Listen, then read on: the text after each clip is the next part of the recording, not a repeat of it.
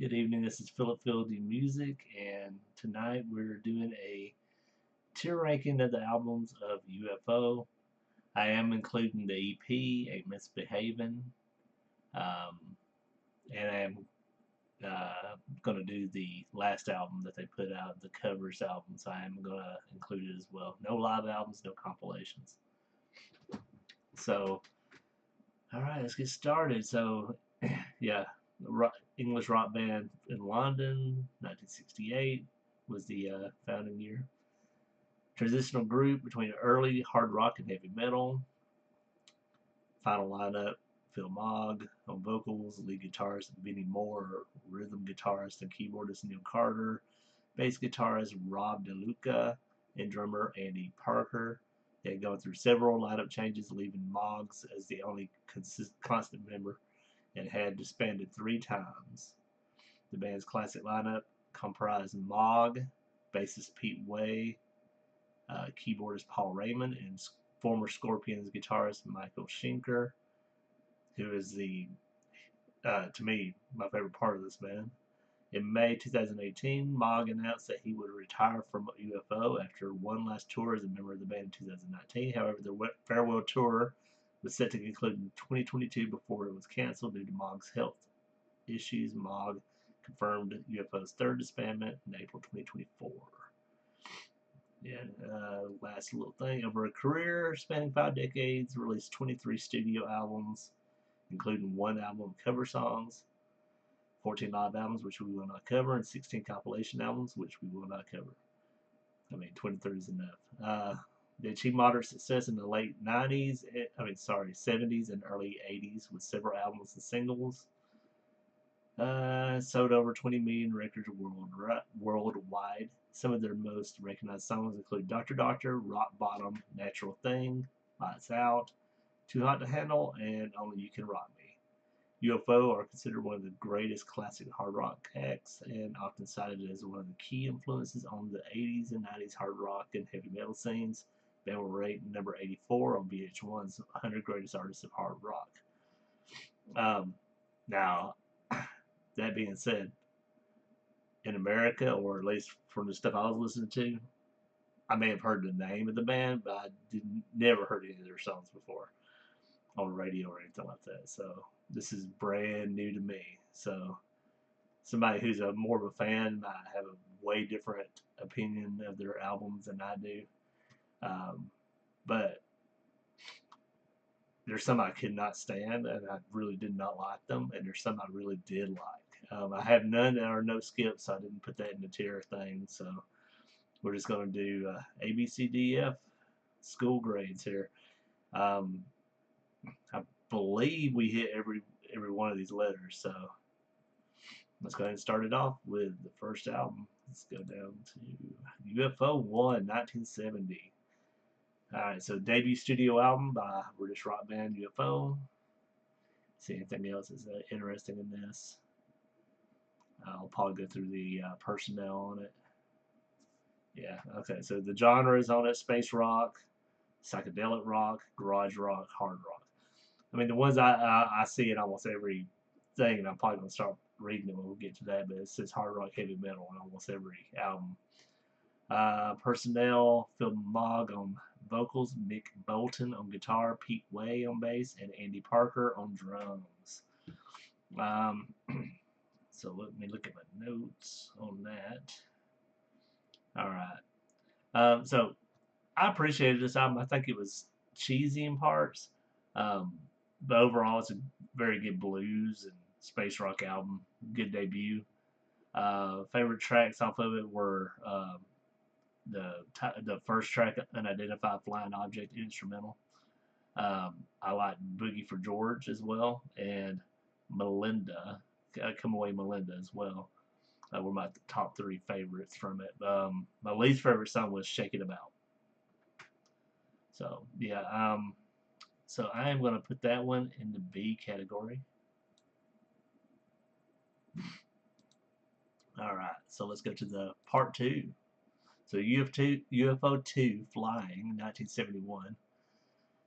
All right, also subtitled Space Rock. which is what the genre is. Space rock, hard rock, psychedelia is what it's listed as on Wikipedia. Album is distinctive for its title track, which was one of the longest tracks recorded in rock music up to that point.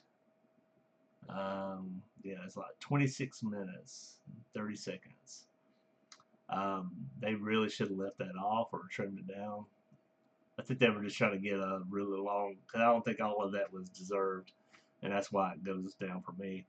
The track finishes with a backmasked reading from Rudyard Kipling's Gunga Din.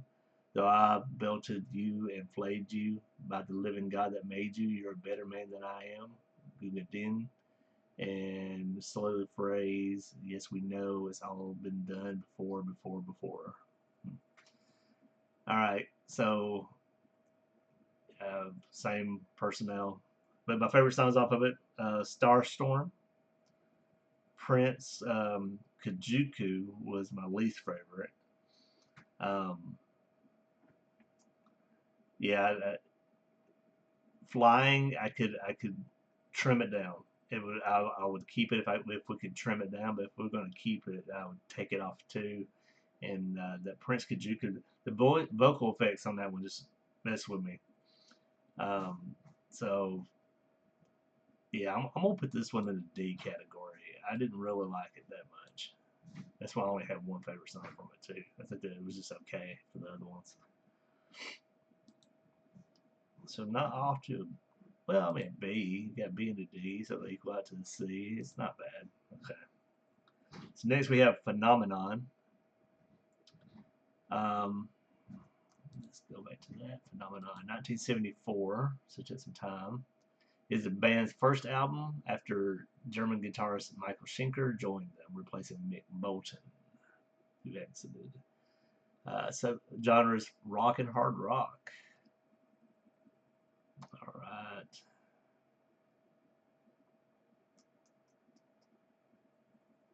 Let's see, where's the personnel? I guess that's the only change on this Michael Schenker, which, like I said, of this whole discography run, that he's my favorite part. So I scored this album already pretty high. Favorite songs from it: Crystal Light, Doctor Doctor, and Time on My Hands. Um, least favorite was Too Young to Know. But the guitar work on this album is superb. Um, really impressed me. It says right here too, in their influence. It says Iron Maiden released a cover version of Doctor Doctor as the B-side of the Lord of the Flies single in 1995. That's cool. So I'm gonna put this one in the A category. Yeah, I think it's that good. So check that one out for sure. Next, we have a kind of a weird one, especially with that cover. So weird. Force It, which is supposed to be like a play of words of faucet. See how the faucets in the cover art? That's weird. But these two people are members of Throbbing Gristle. I was reading the industrial band. It's Genesis Peorage and Kosi Fanny Tutti. Yeah. This album was the first to chart in the U.S. It reads. Album was produced by 10 years after bass player Leo Lyons, and another member of 10 years after, Churchill, played Fender Rhodes electric piano keyboard, the first use of the instrument on the UFO record. All right, anything with the personnel? Not really. So, favorite songs off of this one: High Flyer, Mother Mary, Too Much of Nothing. Least favorite, Out in the Street. But this one is almost a. I don't. But I did knock it down to a B, so I'm gonna put it in the B category. But I am gonna put it in front of Volume 1 of UFO 1. Yeah, to put it in front of that. It was almost A. It was like a hair off. Heavy Petting is the next one, which has a monkey on the cover. Yep, there it is. These weird cover arts from Hypnosis. Yeah, I guess that's how you pronounce it. All right, so this came out in 1976.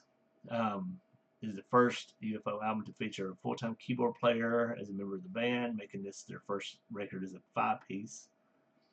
Uh, Keyboardist Danny Peyronel only stayed in the band for this one album. He did co-write several tracks on the record, and this was the last in a trilogy of UFO albums produced by 10 years after bassist Leo Lyons.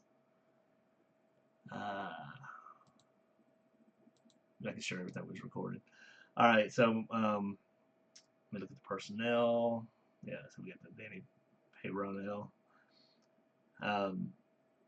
Favorite tracks off of it is Belladonna, Martian Landscape, A Fool in Love. Least favorite is On with the Action. But I think this one's pretty much on par with Force It.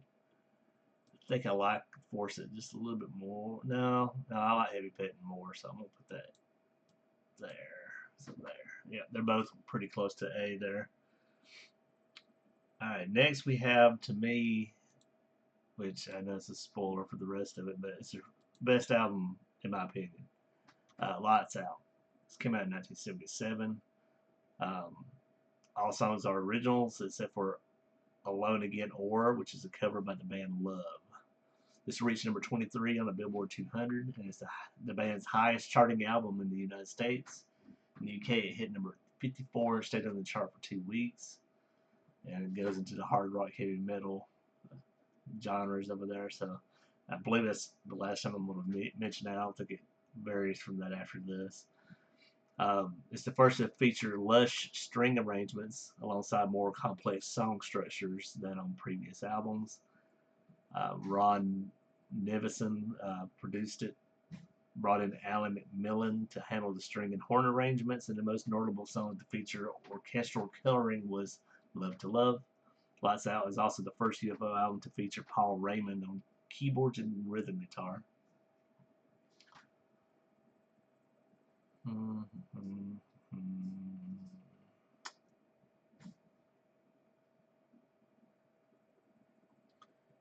Alright, nothing really with that. So, favorite songs from this, yeah, Love to Love is great. And I do like that Love cover. Lights Out is a great song as well. I didn't make a note of my least favorite, but that's the only reason why I didn't give it a. I think it's just another suicide. Maybe that's it. I can't remember, so I'm not gonna say it for sure. But I wrote the score down, so I'm gonna put that in the A. It's gonna be the top though. So yeah, that's my favorite one from it. I'd have to listen again and figure it out. And maybe it'll improve. Like all these scores don't really. I mean, it matters for now, but next time I do this, it'll be totally changed. That's just how it goes. And it's, even my favorite bands that I know the albums inside out switch out all the time. So I feel like I say that every episode of this. So I'll just say it real quick and keep on going. So Obsession, 1978. All right. This is the final studio album to feature Michael Schenker on lead guitar until he returned to the band in 1993. About the singles and everything. Album was recorded at an abandoned post office in LA.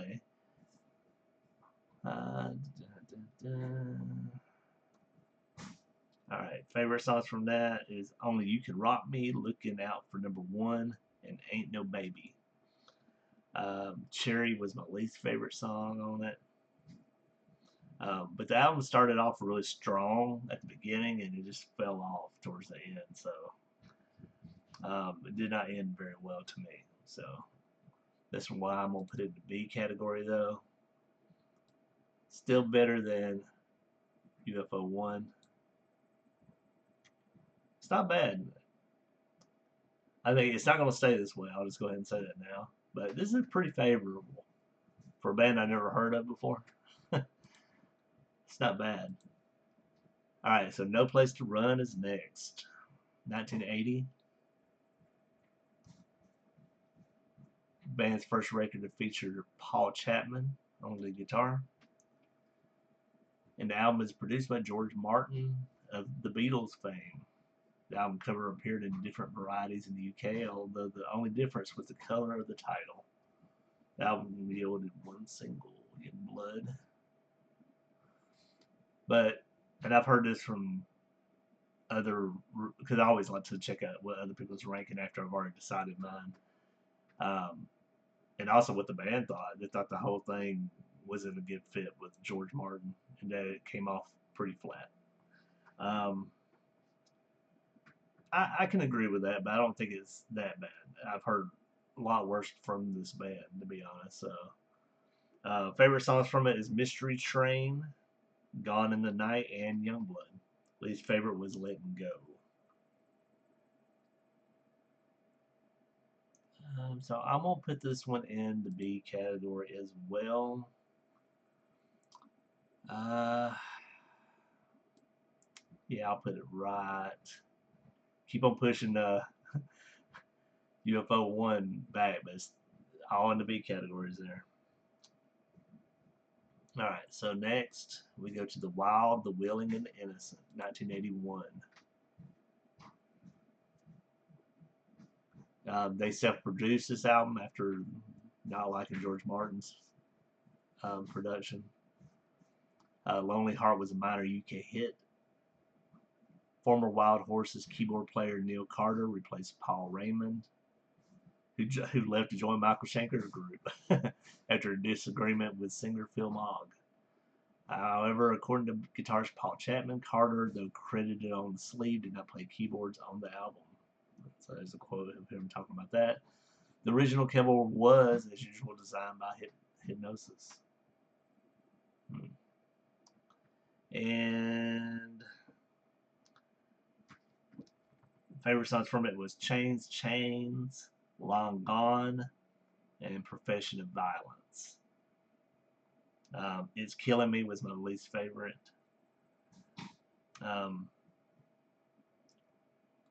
And as you can see from where I said my favorite songs were, Strong Start and Strong Finish.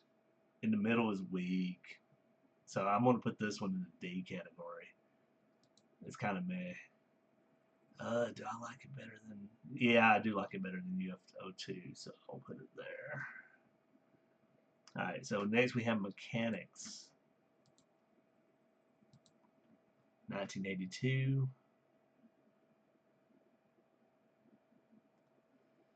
There's a quote here talking about them. When we got into pre-production, Asia was practicing upstairs in the big room, and we were downstairs in the little one. But we mostly sat around looking at each other. We'd go upstairs and listen to Asia just for something to do, or go down to the pub. So, Carter was involved and had some ideas, but a lot of them were softer, keyboard oriented, and Pete Way bassist was like, I'm not too sure about this. But the album really has its moments, per Paul Chapman. Music Press adverts carried the tagline "Mechanics, it would tighten your nuts." That's funny.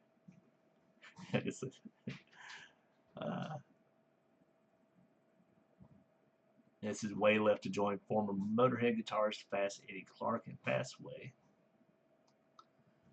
Alright, so favorite songs from this one is Let It Rain, Terry, and Dreaming. Something Else was my least favorite. Thought it started off kind of rough, but it got better. But this album sounds very 80s. The most 80s so far. Not a bad thing,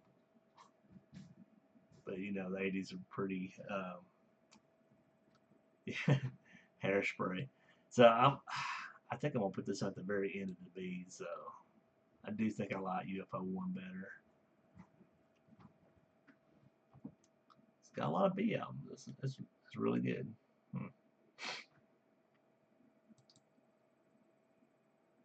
Alright, next we have Making Contact, 1983. First album without founder and bassist Pete Way, and then UFO disbanded after an unsuccessful European tour and a few UK dates in 1983. This one, I think I read this was kind of important. Recording commenced with Gary Lyons, who had produced the band's previous album, Mechanics. Phil Mogg said, "We had to sack Gary after about 4 weeks when we realized we were paying him a lot of money and he wasn't doing very much." Neil Carter added, "Mick's a very hard-working bloke, whereas Lyons would only be there for 10 minutes a day." Hmm. Mick Glossop is who ended up producing after Gary Lyons got kicked out. So yeah. This is Paul Gray on bass, so on bonus tracks 12 and 13. Eddie Parker on drums. Neil Carter on all kinds of guitar, bass, backing vocals. He's crazy working. Organ, Korg, synthesizer. Paul Chapman, lead guitar, bass, fretless bass, Phil Mogg on vocals. So yeah, this one, I mean, this is a Virgil breakup album, so it really shows. Favorite song from it: "A Fool for Love," "You and Me," and "Call My Name." Least favorite was the the way the wild wind blows. Had some cringy lyrics on it, and on the whole album, and boring material overall. So I wasn't really into it. And that's gonna be a trend or a thing for them for this band. This is going to F, by the way.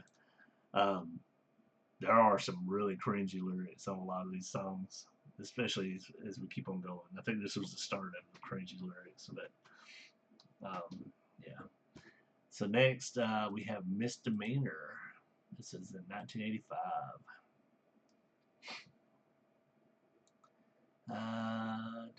After the disastrous tour supporting Making Contact, UFO disbanded, with Phil Mogg spending time in LA, where he contacted Mike Barney. Oh, no, he contacted Atomic Tommy M, guitarist, through Mike Barney. Mogg decided to start a new band involving the new American guitarist Paul Gray, who had played bass guitar in the last UFO tour. The three of them recruited former UFO keyboard player Paul Raymond and drummer Robbie France and started writing new material. They got signed to Chrysalis Records, then signed experienced producer Nick Tauber for the recording process. And then France resigned before the recording started and was replaced by former Magnum drummer Jim Simpson. Paul Raymond quit the band during the US tour in '86, replaced for the rest of the tour by David Jacobson.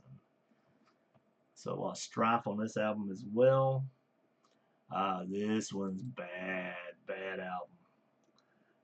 They went trying to become Whitesnake. That's what I wrote a note about. Whitesnake Wannabes album is total slop. I did find a couple songs I like from it. The only ones that Night Run. Dream to Dream is my least favorite from it, but yeah, this is so far my least favorite. It is not gonna end that way, but it is pretty bad. Speaking of, this is my least favorite album by them, which is an EP actually. Ain't Misbehaving, 1988. Only released to feature um, only one member from the band's Classic Strangers and the Night lineup, specifically Phil Mogg. But this whole album is just crap. At War with the World was my least favorite. I don't have a favorite. I didn't like a single song off of this. Bad album. Super cringy lyrics. So many times this album had parts of it that made me make a bad, disgusting face. I was just like disgusted with it. I just could not stand it. This was like a low bottom of the barrel, under the barrel. I was like, oh, this is terrible. So I mean, I know some people like it, but some of those lyrics, terrible. I just didn't. I couldn't find anything I liked about it. Especially look at all this good stuff at the top, and now you get this. Ugh, it's a bad time. So let's leave that atrocious thing behind. So let's go to High Stakes and Dangerous Men. This is in 1992. It's the only UFO album to feature Lawrence Archer on guitar and drummer Clive Edwards, both former members of Wild Horses. I really didn't like this one either. This is just continuing this series of really bad albums from UFO. Them trying to, I mean, a lot of bands did this where they were trying to sound like what's hot right then, um, and just not being themselves. And it's what it just came across as ugh, this hair metal crap. And it's times were changing, especially '92. I mean, yeah, it's not good. Um, I did like the song "Ain't Life Sweet" and "Don't Want to Lose You," but my least favorite was "She's the One." I like Misdemeanor a little bit better than this one, so I will put it between this and Ain't Misbehaving. So 4 F's so far. Alright, now let's get back to some good stuff. Walk on Water. This is the return of Michael Schenker to the band on guitar, as well as the return of keyboardist Paul Raymond and founding drummer Andy Parker. So the boys are back in town with this one. Um, and it's what they really needed after all those terrible albums, which I was like, it was like work trying to get through them. Having Michael Schenker back was like a breath of fresh air, and it's what the band needed to have him back. I know it's temporary, but still. A Self-Made Man, Pushed to the Limit, and Stopped by a Bullet of Love were my favorite songs from it, and Running on Empty was my least favorite. But I think it was a solid B. So I do like it better than that. Let me see my scores on this one.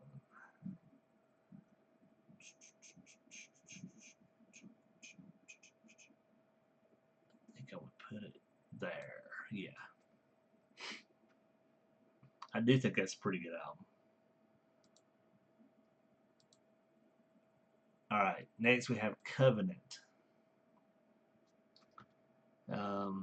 One disc was new material, the next disc was like live versions of the classics. Saw the return of Michael Schenker still on guitar. So, but this album actually was pretty good to me. The guitar work from Michael Schenker just stole the show again, continuing with me. In fact, I liked it better than Walk on Water. Love is Forever and Miss Delights, Fools Go were my favorite songs, and The World and His Dog was my least favorite. But I do like this one quite a bit. Let me see, where would I put it? I would put it in between Lights Out and Phenomenon. Alright, next we have Sharks. Alright. It's the last album to feature Michael Schenker. But I don't know if he was just going out. I mean, he is writing credits on almost every song on here, but maybe he was already thinking about leaving. It just wasn't as good at all compared to the other two. There's a lot of cheese on this album too, a lot of very cheesy songs, especially Sea of Faith. Especially Outlaw Man. Outlaw Man. Sorry, Sea of Faith is good. So is Someone's Gonna Have to Pay and Dead Man Walking. But yeah, it's too cheesy for me, so I'm gonna put this one in the D category. Ooh, where should I put it though? I think I will put it at the top of the D's. Yeah. Alright, next we have You Are Here. Let's look at my notes. I'm gonna go back over here and pull it up. The first album to feature new band members Vinnie Moore and Jason Bonham, who replaced Michael Schenker on guitar, and drummer Ainsley Dunbar. So this was 2004. But I found funny, I don't know who's doing the, let me see if it says his backing vocals, John Bonham. Sorry, Jason Bonham. John Bonham's son. He did the backing vocals on it, but man, throughout the thing, whenever he would do it, it reminded me of like those old like 80s Ford truck commercials, or like Kid Rock or something like that. No one's gonna tell me how to live, kind of things. This is what it sounded like. It was like weird. But I didn't like it too much. It just does not fit this band. When Daylight Goes to Town was the worst song from it. Best songs were Give It Up, Sympathy, and Mr. Freeze. But I'll put it at the top of the D's. Don't gonna tell me how to live. I can't remember the lyrics from that one, what actually happened on the song, but if you check out the album, I'm sure you'll hear it. All right, next we had the Monkey's Puzzle, 2006. Marks returned to founding drummer Andy Parker to the band and was the last to feature founding bassist Pete Way. Yeah, this one has some cheesy, cringy lyrics on it too, and it's a band struggling to find their footing. And without Shanker around, which I know he had his own problems and everything, but he just brought something special to the band. It just, this is not it. So I'm gonna put this one behind Sharks in the D category. All right, next we had The Visitor, 2009. Bass parts were recorded by Peter Pickle or Pitchell.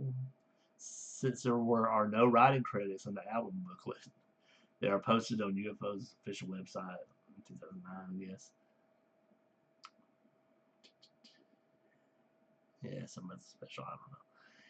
Anyway, yeah, lyrics written by Phil Mogg. All music is composed by Vinnie Moore, except where noted. But this album was not good at all. Um, Ain't Misbehaving still beats it, but uh, yeah, I wasn't really fond of this one at all. So it goes into the F's, almost at the bottom. Not good. So F and D just keep on trying to compete with each other. You know what? I'm looking at it. I don't think we're gonna have a C. Let's go ahead and get rid of that C button because there's no point. No C's. So next we have Seven Deadly, 2012. I put down that I mean I was laughing at one point on the song Angel Station because the whole band, I mean especially um, Mogg on vocals sounded like Bruce Springsteen, to be honest. But I didn't like that song. Steal Yourself to Fear and Burn Your House Down were my favorites from it. And I'm going to get this to be a B, but I'm going to put that at the very bottom of that. But, I mean, compared to what had been before, I'll take that B. Alright, next. A Conspiracy of Stars. This was the last album of original material before their final breakup in 2024. Yeah, so I put down that my favorite songs was Run Boy Run, Precious Cargo, and The Real Deal. Sugarcane was my least favorite, and it was really gross. If you hear it and listen to the lyrics of it, oh yeah, for I don't know, I shouldn't be ageist about it, but it's just weird talking about kissing on sugarcane. Yeah, I'm still gonna put it in the B's though. It's still a good album. And then finally we have their covers album, the Salentino Cuts, came out in 2017. It was released prior to the death of Paul Raymond in 2019. A reference to the album title, bassist Rob DeLuca stated, "We recorded the album in Hanover, Germany. We would often end up at an Italian restaurant afterward to eat, drink, hang, and plan out the next day. The restaurant is called Salentino's, so it became our de facto clubhouse." So my favorites off of this were Break 'Em Through, which is The Doors, and River of Deceit, which was Mad Season. Least favorite was Paper and Fire, John Mellencamp. But other ones off of this, we have Yardbirds cover, Steppenwolf, Montrose, Mountain, which Mississippi Queen I thought was pretty good. Bill Withers, Ain't No Sunshine, Tom Petty, Robin Trower, ZZ Top, and the Animals. But some of these covers were not very good. So some of them were great. So And I do commend them for trying something a little outside their wheelhouse with the bad season. So I'll still put this in the D category. I think I like You Are Here a little bit better, so I'll put it there. So that is where I rank the UFO discography. It's either great, really good, meh, or terrible. So let me know what you think of these albums. Um, what is your ranking of the UFO discography? If you're not already subscribed, please do so. It helps us out a lot, help me out a lot. Um, Hit the bell if you haven't already, just to be notified. Share, help me get my subscriptions up. I really do need the help. And join me tomorrow for another song of the day. Do a song every day and continue our musical discovery. Have a good night. Goodbye.